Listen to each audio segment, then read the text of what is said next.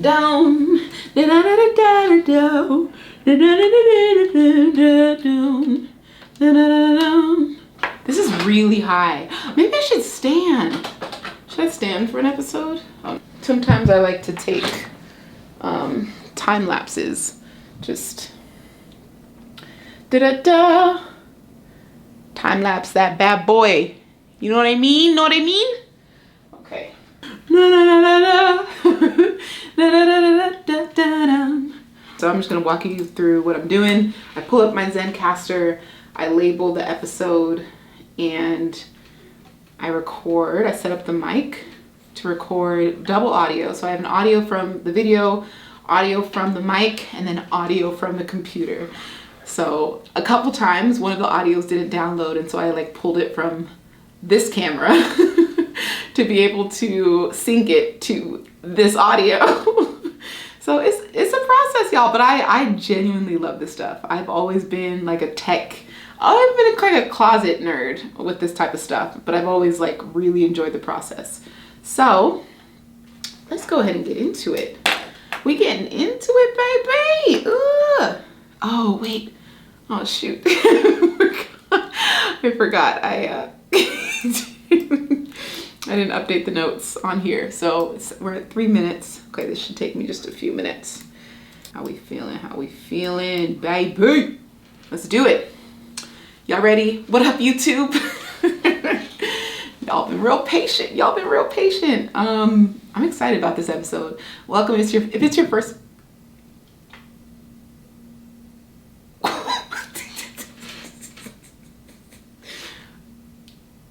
My neighbors dropped something. Our floors, like right above me is the penthouse, and never heard. Like the walls are actually pretty thick, which I like here. But that just caught me off guard because I've never heard a sound ever from upstairs. Whew, I thought for a second they were like, shut up. Like, I'm sorry. It's only 20-minute podcast episodes. Okay, what's up, YouTube? I'm very excited about this episode. We're going to be talking about building meaningful connections. And if it's your first time watching the video episode, be sure to subscribe. I love, love, love this community. And I'm really appreciating the work, but also the, I don't know what I'm saying. I really love building up a new platform from scratch. And you might look at like, oh, you have 20,000 subscribers. That's not scratch. But compared to Instagram, where I have 250,000, it's very different. So yeah, I'm still learning what to bring to this platform, but I hope you all are appreciating and enjoying the content so far. So let's get into it. When you take the pressure off yourself to build powerful friendships, you then leave room to build meaningful connections instead.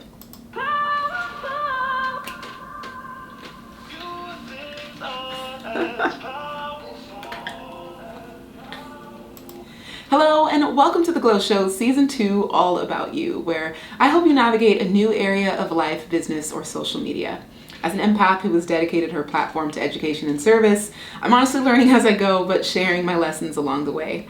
If you'd like to dive deeper, check out learnwithglow.com. For as low as $27, you can get some of my best-selling ebooks that teach on this and more. Your girl is learning, loving, and laughing at... This is a brand new intro. I do my intro every episode, but tongue-tied. Your girl is learning, loving, and laughing out loud. Only on The Glow Show. Uh-oh. Oh.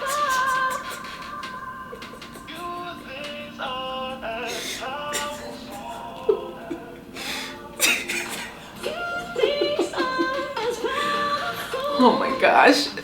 Okay. Let's get into it. Well, I'm sorry to everyone who's listening on audio, but if you're watching on YouTube, you can see that I had a little bit of a slip up with my intro. I tried out a new intro this morning, and you might notice on other podcasts that you listen to, their intro is pre-recorded, and then in post-production, it's dragged into the beginning of every episode. But for me, I was like, I want to do the intro every single episode because I really want the words to stick and to feel like organic and authentic, and also to match the mood of the episode. I have some like somber topics sometimes, and I want if I'm like all chippy, like, oh, da, da, da, da, welcome to the glow show, like that doesn't really match, what we're going to be talking about. So sometimes I like the intro and the tone of the intro to match kind of like the topic. So anyways, episode 47. I get so excited watching the number go up, honestly. I can't believe I committed to this for this long, because I don't commit to anything for... I have commitment issues, so I really am enjoying watching myself reach new levels of responsibility. You'd think I was a child. What I mean is that I'm a very...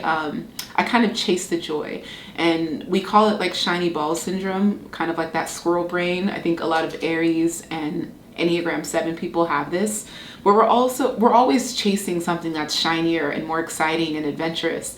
And of course that's not healthy, because there's beauty in the day-to-day monotony, and there's beauty in responsibilities as well. And I'm a responsible person, but I also love to try as many things as possible, because I'm always with that idea at the back of my head, like, what if I had 5 years left to live? Like, I want to know that I've done this. And so it's this desire to live my life so fully that I leave room for other stuff. So with this podcast, I definitely see it being something that I do for the next decade. Hopefully, like, this is something that just joins me and is a part of my journey in life for a while. And I would love to continue to have it as something that I can go back to and re-listen to. And, long after I'm gone, to know that, like, I've kind of memorialized my journey through these podcast episodes. It's pretty cool. Okay, but this sounds very, like, somber. Yeah, but this is good. Okay, so episode 47. How to build meaningful connections. And this episode is inspired by my recent talk that I gave with Brendan Burchard on the Growth Day platform. If you've never heard of it before, you can go to growthday.com/glow. And basically that's where I do kind of like life coaching for a year. And so we have a Growth Day community there. And these are people who are committed to growing on all levels, personally and professionally. And so every month we have a different topic. And this month's topic was about friendships. And the more I dug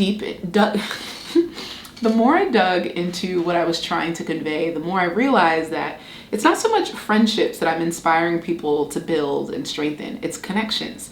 And whenever I meet someone for the first time, I'm not looking to automatically make them a friend. And I think that distinction allows me to take the pressure off of whatever moment we do share. And when you look at connections can literally be a moment. You connect with someone in a moment, you can connect with someone over an emotion, you can connect with someone over a memory. Like, it's this kind of like temporary, fleeting, but beautiful shared connection, which is so much like there's no pressure involved. And I think even when you're dating, like, all you want to do is build a connection with someone. If you're constantly like just trying to build a relationship or start a relationship while you're dating, that puts so much unnecessary pressure. So look to build connections both platonically and romantically before you advance it to the next level. And I think once I realized that I crave connection more than friendship, it allowed me to free up the pressure from feeling like I needed to be friends with everyone. Because when you're someone's friend, if you're a good friend, you're there for them in multiple capacities. And every single person doesn't have the capacity to be there for like hundreds of people. And I realized I had met all of these people who saw me as a friend, but I saw them as more of a connection. And again, I don't say that to be like rude or like condescending, but there's so much pressure from my end to be there for them, knowing what I add to their life. But it's like, when you take a step back, it's like, what are you adding to mine? And I think it's kind of like, it's fair to have that conversation of like, is this a friendship that is mutually beneficial, or is this something where I'm giving you more than you can give me? And it's not a tit for tat thing. It could be an energy thing. Like, if I'm giving you a lot of positive energy, but all you bring is negative energy, that wouldn't make sense from my end. It would make sense from your end because you're getting something out of it, So there was a lot of that I started realizing in my life, and it was a really interesting period. But I wanted to also share basically 3 qualities that I look for in connections. I'll say connections, because all of my friendships have this already. But like, when I'm building connections, these are kind of like the 3 non-negotiables that help me establish that connection to potentially move on to the friendship. So the first thing is considerate actions. When you're taking an action or when you're doing something, you're considering that it affects more than one person, or you're considering other people to be involved. You know, one of my like most prideful, like what I feel most proud of on my journey isn't what I've done for myself. It's what I've been able to help other people do for themselves. And who else I'm like bringing into the room and who else I'm able and like who else I'm able to bring into some of these rooms that I'm entering. And it's like, there are some connections that you can't buy. Like you couldn't pay a price to meet some of the people that I've met. Like that's just the way their life is, you know, but it was someone else pulling me into the room, and I can turn around and pull someone else in the room with me. And I love that I've been able to do that. And that makes me so proud, because it's like winning by yourself. Like what good is that? It's, you know, winning and then recognizing who else is a winner in my circle. Who else can I bring into this room? And that makes me feel really good. And that's what I mean about that considerate action. People who have that scarcity mindset aren't thinking about who else can I bring? Who else can I help? They're like, ooh, I got mine. Like, you know, it's very selfish. So the first one is considerate actions. The second one is compassionate words. I understand that like life is messy, life is hard, and things happen. And in a moment's notice, your character can be revealed through your words. And if you're unable to take your emotions and just have the emotional intelligence to process and then relay your words in a way that isn't harmful, like it takes a lot. And it's not that like I'm gonna judge someone or be like, oh, how dare you, you know, use this word, or you're so toxic. No, it's more so I want to be able to trust that in any situation where like shit hits the fan, you're not going to say something that you can't take back. And that's tough. That's tough.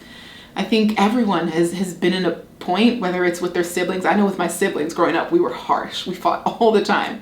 We grew up growing up in a family of 8 in a shared 4-bedroom condo. Like when you shared everything and there wasn't space, like of course all you did was fight. So I remember one of the times my sister and we were literally arguing. I was on the upstairs phone, she was on the downstairs phone, and I was like, stupid bitch, like you did it, and we're just like profanity like galore. I think we must have been like 13 and 14, and my mom picked up another phone somewhere. She was, oh yeah, the phone was in her room. She listened to the whole she heard the whole conversation. And I remember that moment where she interrupted me and my sister arguing, and she was like, who is this? Who is speaking these words? Who come here, go come to the room. And I was like, oh, like we both like, oh, we got the whooping of a lifetime. And that was the first time my mom heard me curse. But it was like a moment's notice. We were both so mad. I don't even know what. We fought over everything, but we were both so mad in the moment that we said reckless stuff. And so whether it's your partner, whether it's your kids, whether it's a coworker, like, are you able to like, in a moment where you're triggered or upset, can you process those emotions before you say something you can't take back? So that's what I mean by compassionate words. And then the third thing is compatible energy. Compatible energy. Like, y'all, I'm a very upbeat person. I'm very positive. I'm very easygoing. I'm very easy to be around, very congenial, very agreeable. I don't like problems. I don't like conflict. I don't like confrontation. So I really let things slide that I shouldn't. But when I mean compatible energy, it's not so much like you just agree with everything I say or you're just a yes woman. I definitely don't want that.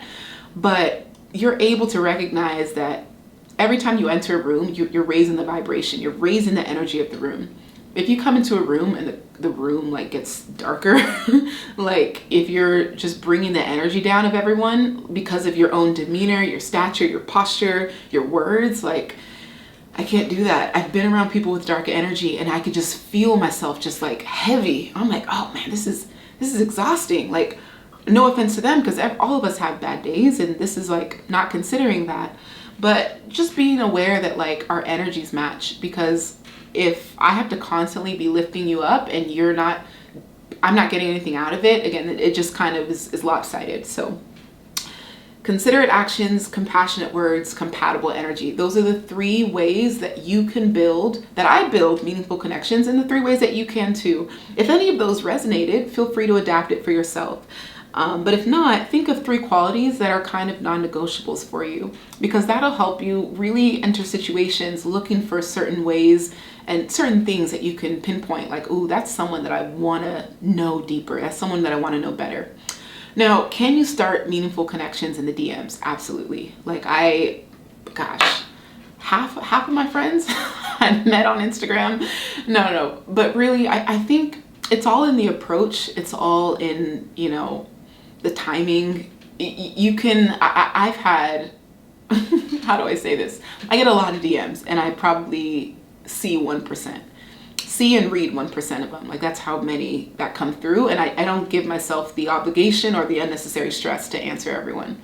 But one of the ways that you can be better noticed in someone's DMs, especially if this person has a lot of followers or they get a lot of notifications. If you're someone who regularly comments on their content, they're going to start to recognize your username. And that sounds like, really? Is it possible out of all the usernames they see? It's like, yeah, because after a while, because if we are taking the time to read comments and maybe just browse, we also look for the meaningful comments and the comments that really add value to the conversation. Of course you can say oh, this is great, Glow, I needed to hear this. This is amazing, Glow. I will appreciate that. But the comments that break down their story, because here's the thing, I bring a lot of vulnerability to the table and I feel so exposed. And a lot of times, and this is what I told someone in the past, I was like, stop Googling me. This is so awkward. And they were reciting my story back to me and it was such a turnoff. I was like, I didn't want to date this person anymore. Because I was like, there's no mystery. You can just Google and read everything. And of course, that's the choice that I made, being in this career. But I was like, I want you to know me, through my words. You let my content be supplemental, but ask me directly so that you can get from the horse's mouth, and then an updated narrative, So I think when you're leaving comments and you're being vulnerable in your comment and sharing your story, kind of giving context of my story, it's so powerful. I love those comments. And I tend to take a picture memory of this person's username. And so when I see a DM by them, usually I answer the top 5, but if I'm scrolling, I'm like, ooh, I remember this person. I might actually open and read theirs instead. So, that's something to consider. And then when it comes to connections, friendships, but sometimes I think we mislabel friends. And I want to give a book recommendation by Dr. Dharius Daniels. The book is called Relational Intelligence. Again, that's by Dr. Dharius, that's Dharius Daniels, Relational Intelligence, okay? And he breaks down friends, quote unquote, into 3 categories: advisor, assignment, associate. When you have a friend who's more of an advisor, it means you probably can't add value to their life the way they add value to yours. Okay, so they're probably teaching you, guiding you, advising you. When you have someone who's an assignment, you also realize that okay, this person's in my life because I'm meant to teach them something. They were where I was 5 or 10 years ago, and I recognize that this is my way of giving back, And then associate, that's, a peer, someone in your network that you can network with. And maybe you don't talk or see each other much, but you're friendly. So that's an associate. So advisor, assignment, associate, using those words instead of friends can also be helpful in helping you navigate expectations. Okay. Another thing to consider is realigning versus removing. So you have friends or you build connections and something happens and you're not sure if you should completely remove them from your life or if they should be realigned from a friend to a connection or to an advisee or advisor or assignment or associate. So I want to go through 5 scenarios that I think might be helpful for you all. First scenario is you were lied to. Would you remove or realign that person? For me, I would probably realign. I know white lies are very common, but I wouldn't completely remove someone from my life for lying to me. But I would realign them. I would probably take them out of my inner circle because I can't really trust them. Stolen from, I would remove. People have stolen from me, I've removed them from my life. And that's just, for me, that's also something that's I'll forgive you, but it's if trust is compromised, it's really hard to build anything off of that. So for me, that constitutes removal. Gossips about you. Would you realign them or remove them?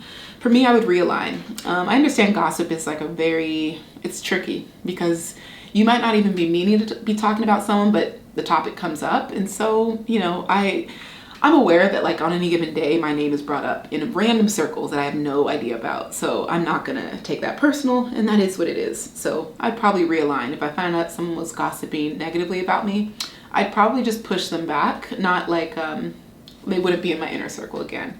I would probably keep my distance, and I also wouldn't confront them, so they wouldn't even know how they lost access. I'll just like just stop talking to them. Well, not like that, but you know what I mean. 4, doesn't attend a big event that you throw. Would you realign or remove? Again, I would realign. People are busy, but if I said like, this is like, I don't know, maybe it's my wedding and I was like counting on you to be there, that's something where it's like once in a lifetime. So I'd probably realign. And the last one, if someone ghosts you, I'd probably, well, I think that's mutual removal, right? Again, taking into consideration that people are busy or people forget to text back. But if someone ghosts you, I think that is cause for mutual removal. That probably is a sign that both people are kind of like, okay, well, maybe this person doesn't care about me as much as I thought, or maybe this person doesn't have the time that I need. So I think that can be like a mutual removal, but it doesn't need an awkward conversation. It's interesting because I've ghosted and I feel bad, but like there was one guy in particular where he would text me, but it was always awkward, and so I kind of just like ghosted him because I was like, this isn't gonna lead anything to, so why are you bothering me? I felt it kind of like as an annoyance, and so I remember like after the 4th or 5th time I didn't text back, and he texted again. You know, I did respond because I started to pity him. I was like, okay, well, let me stop being rude, because I like appreciated the persistence as well. But it kind of was like, I don't know, it reminded me that I don't want to engage in conversations that I don't want to be in. So sometimes ghosting is a sign, and it was immature of me to like not use my words and say, hey, can you stop texting me? No, actually, I later learned to use those words. Now that I think about it, I didn't know how to say it before, but I definitely said it after or later on. So ghosting that can be a whole nother, that's a whole nother episode. Okay, so I hope that was helpful. I really hope. I hope that was helpful. I'm looking at my notes and I'm like, did I miss a point? Okay, so when you take the pressure off yourself, when you take the pressure off yourself to build powerful friendships, you then leave room to build meaningful connections instead. And a scripture that I found that is very relevant to this is 1 Corinthians 15:33 from the NIV version. It says, do not be misled. Bad company corrupts good character. Y'all, let me tell you, bad company corrupts good character. My character is like, I work really hard to maintain my character. And when I'm around conflicting character or character that's just out of alignment with mine, it is really hard for me to stay in that circle or to maintain friendships. If I'm just like, you know what, I feel like I'm in bad company and I feel like these people don't align with the values that I stand for. So I don't make it a big deal. I don't try to like, convert them to think like me and be like me. I think that's the biggest thing. Accepting people where they're at on their journey, because I've had like very traumatic things happen to me that have had to like mature me, I guess, at a quicker acceleration. I don't know. But I've had that like misfortune, the fortune of the misfortune. So when I recognize someone's character is out of alignment with mine, it is very awkward, I'll be honest, because again, I'm really bad at confrontation. It sucks. I hate it. It's funny because like my degree is literally in communications, but I can't communicate hard words because I never want people to feel like I'm rejecting them. I was rejected all my life, and so I never want to relay that rejection to someone else. But sometimes conflict is a sign of rejection because usually the conflict was started or triggered by them. Anyways, bad company corrupts good character. That's just something to just carry with you to the grave, because there's always going to be opportunities to connect and mingle and meet people that don't necessarily have your best interest at heart and maybe aren't on the same journey as you are.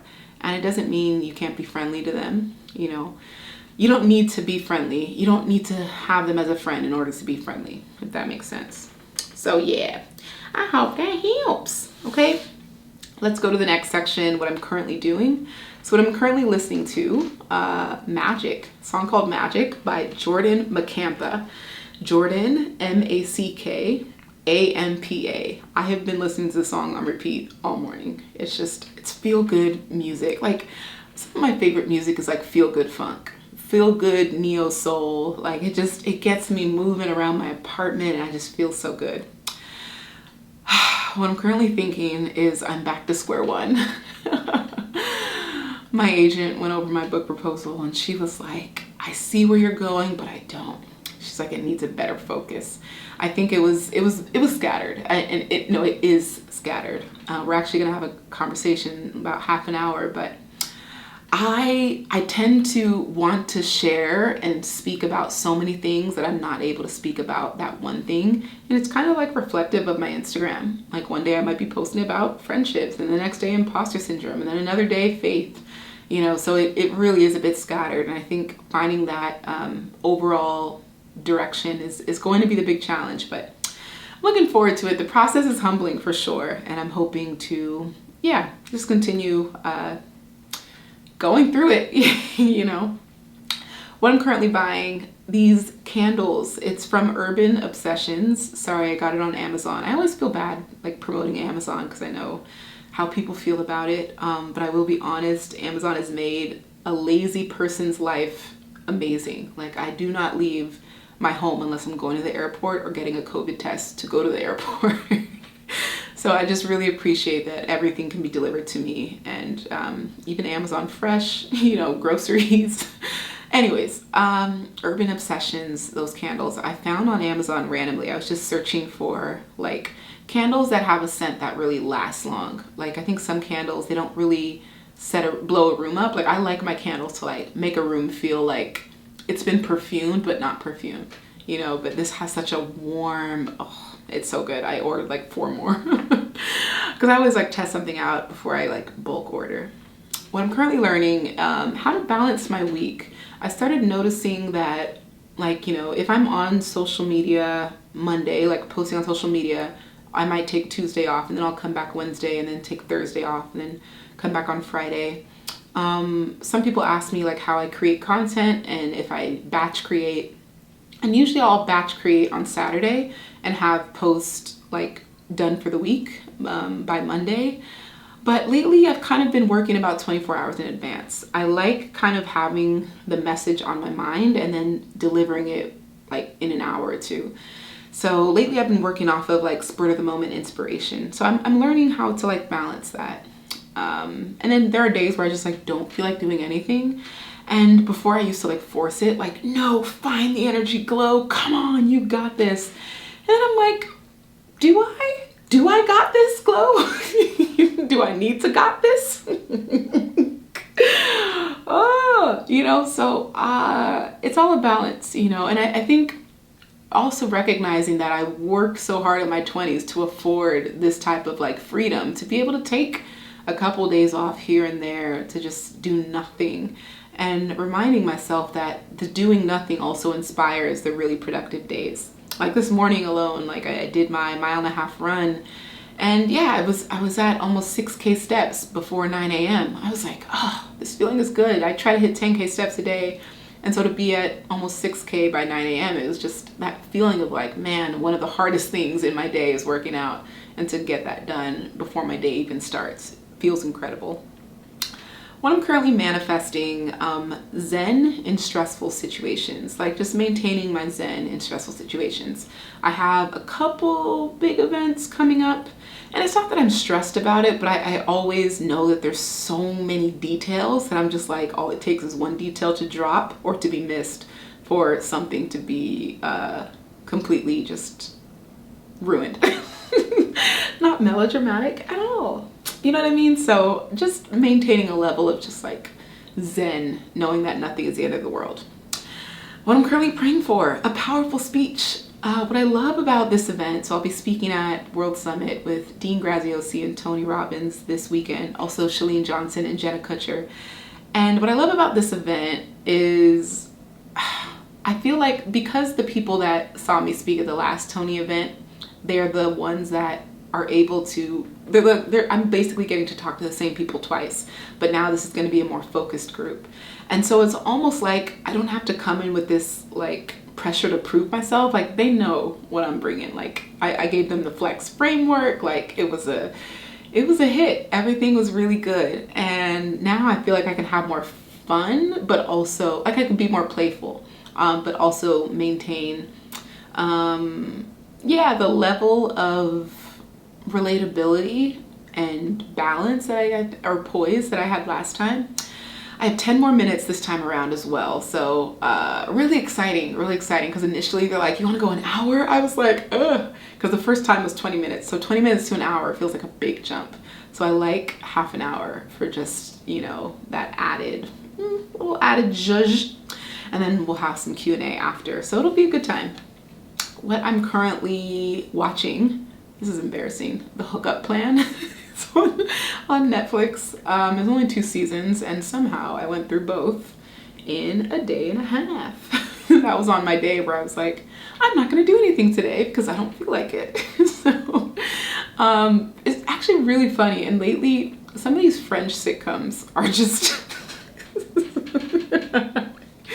so interesting is what I'll say. This is what I miss about travel, is that you get to like not only see these experiences but live them. And a part of me was like, oh, to be young and dumb and careless and all that stuff. But The Hookup Plan is actually really interesting. And also, it's interesting, it's fascinating. It's also like a little bit addicting because you're so invested in the characters, but you're also so invested in like the clumsiness of the protagonist, which is a whole thing of its own. Anyways, what I'm currently avoiding, packing. I told myself I'd pack over the weekend. I keep lying to you all on these episodes. I was like, I'm gonna pack on Saturday because I have 4 trips coming up and I didn't pack nothing. I haven't even done my laundry.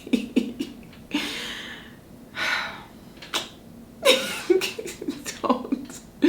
I am not inspirational. If anything, I'm like anti-inspirational. Okay, what I'm currently loving, all the reunions this month. Even though there's a lot of trips, there's also going to be a lot of reunions and connections with special people, and I'm really looking forward to that, especially because we took that for granted last year, and it was really hard to meet up with people.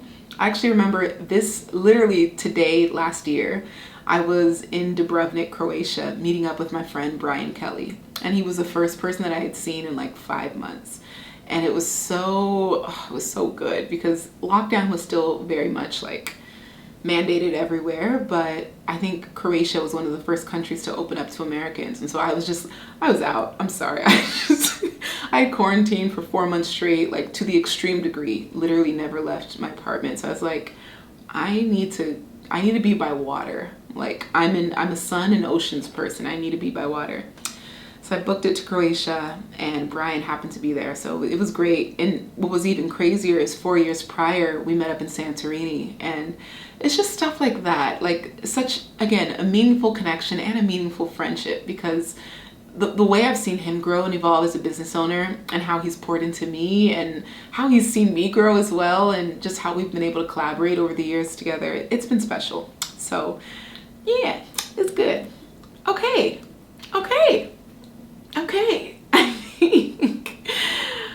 I think that's it. The way I structure my notes, I like don't know when I reach the end. I mean, we've reached the end. Well, I hope y'all enjoyed this episode and you have a lot more confidence about being and building meaningful connections down the line. Don't put so much pressure on a person that you meet becoming your friend right away. Build a connection and then build a friendship off of the connection. Oh, that's a bar. Maybe that's what I'll put in the front of the episode. That was good. I'd just be off top. Okay. Thank you for listening. Be sure to tag me on Instagram. And of course, post your favorite quote or lesson so I can share it. I always appreciate when you all share to your stories. At Glow Graphics, GLO Graphics. And please leave a review on Apple. I check like once a week, and whenever I see a new review, I melt. It's the best feeling. So I really appreciate those who take the time to do that. Love you guys so much. Thank you, and chat with you on the next episode. Oh wait, the music.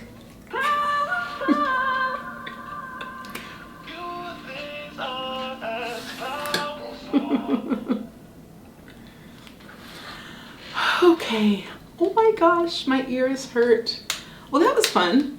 How did you all think that went? I think that was a good episode. What I loved most is I learned a lot about myself. Like, I think sometimes when I'm going over the notes are very skeletal. I think I showed you all. Oh, this is very blown out, sorry. But it's really like there's 3 sections, and under each section there's 3 bullet points. And the bullet points are just like talking points, very basic talking points of like what I want to make sure I touch on. And sometimes I just let my brain run free and speak its mind. And yeah, sometimes things don't always come out the way I want them to.